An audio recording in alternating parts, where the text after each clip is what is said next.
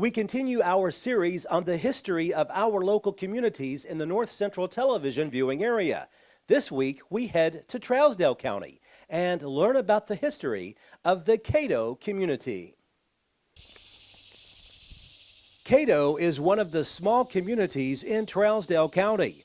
The county seat is a few miles down the road in Hartsville, but this part of the county has its own unique history. If we go back far enough, we know from people who have picked up arrowheads on their farms that there are American Indians living here 9,000 to 12,000 years ago, because the arrowheads are proof of that. But the first settlers would have come after the building of the Avery Trace, which was the first road from Nashville or from Knoxville to Nashville, which was in the 1787, I believe. And so immediately after that, the area began to be settled.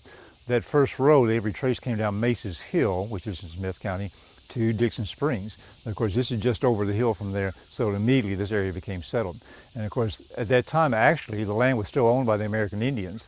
Cherokee, Shawnee, and Creek Indians laid claim to it.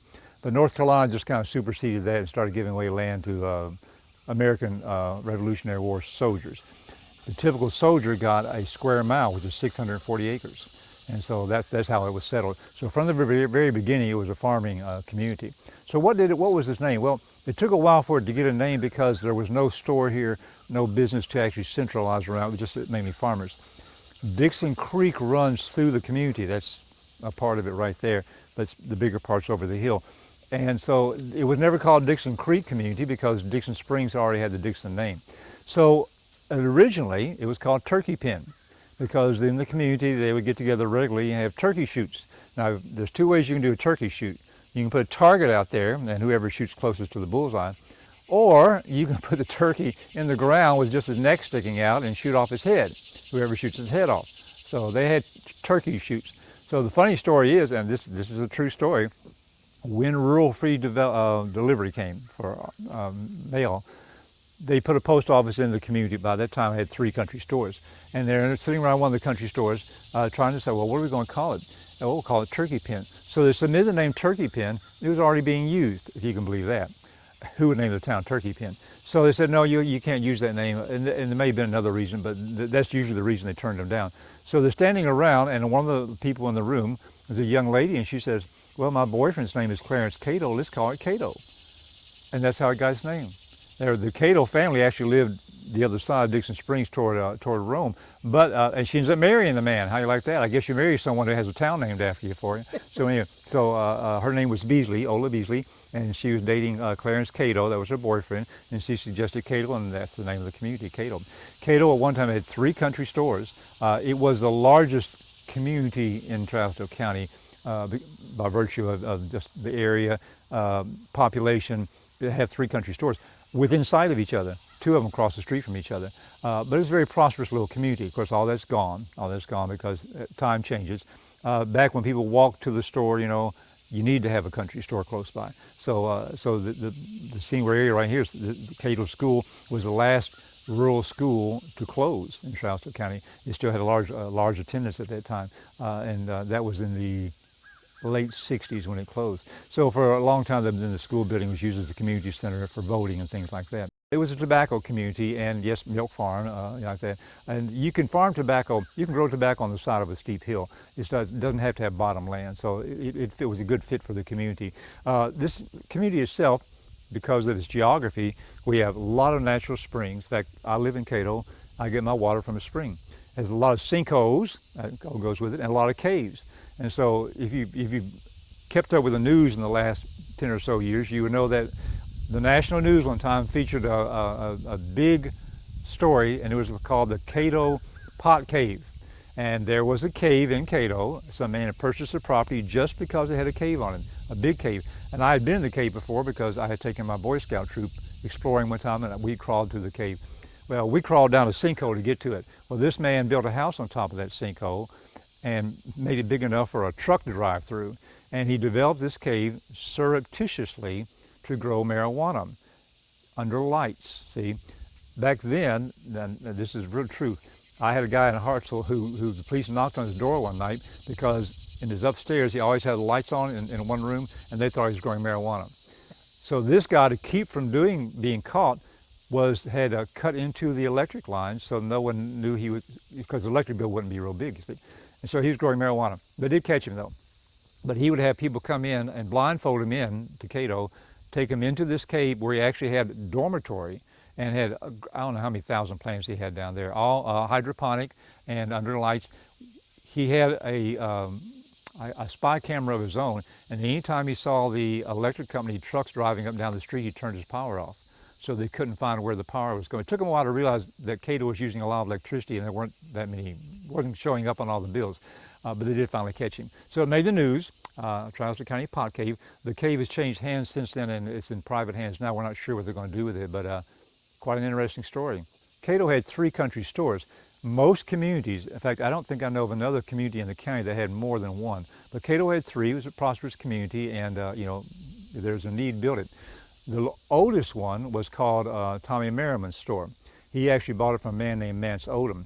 Tommy Merriman had been a teacher here and he bought the store, ran it for 65 years, ran it till he's almost 100 years old. He was famous because he wouldn't use an adding machine. If you came in, he would add in his head, each item as you brought it up, and then when he had a grand total, then he'd add the tax to it, again all in his head. Quite a character. He had a sign on his cash register that said, "No out-of-town checks and few local." He also had a calendar he would give people every year, and it said, "If we don't have it and we can't get it, you don't need it." Mr. Merriman was actually robbed one time by a couple of teenagers. They didn't get much out of the cash register. They took off. He got in his car and followed them all the way to Lafayette, and they were caught and arrested. The other store was called Mr. Bill's store, and he ran it for 50 years, and it burned down after his death. And then the third store was called Cothran's store. John and Mary Cothran ran that, and it was across this road from Merriman's store, but right next to the creek. And in the early 1960s, we had a high water, and we get high water all the time. It washed the store off its foundation and landed it right in the middle of the road. Well, of course, people came by and took pictures and stuff and all that. There was quite a bit of excitement what they're going to do. And the county road department says, "We want it out of here tomorrow." Well, it was going to be a big expense to move the store. In the middle of the night, it mysteriously burned down. So that was the end of Cothran's store right there. So, that's interesting. Cato community is still a thriving community, but we don't have as many farmers as we used to. A lot of these people live here and work in town and so on. But we still have people farming. There's still people raising hay, a lot of cattle, and of course there's still some tobacco. Still people raise tobacco. Tobacco in the past relied on the fact that a family was large and a couple could have, 7 or 8 children, and they would work their tobacco. But people don't have large families anymore. And I tell you, to be honest, young people, they don't want to work in tobacco. It's a lot of hot work. So actually there's some new homes being built. People move here for the beauty, the aesthetics of it, and away from things, as people move out of the towns and so on. And of course, Hartsville is growing a little more industry than we used to have, and so this is a nice drive. Yeah, I would say the population is less than it was maybe during the Depression because farmers had large families. Sure. And even the generation before that, it wouldn't be unusual for a family to have 10 or 12 children. And I got lots of records of people who would marry, have 8 children, the wife would die, the man would remarry and have 5 or 6 more children.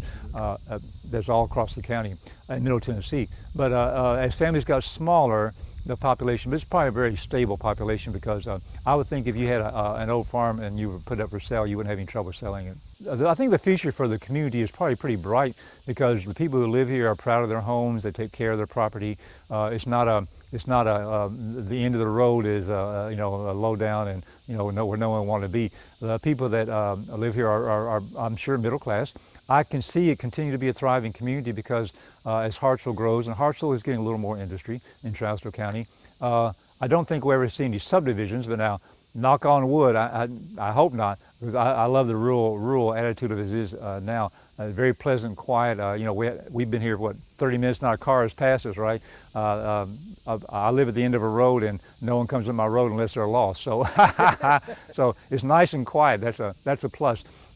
The areas of Trousdale County that are closer to Nashville are growing much faster, yeah.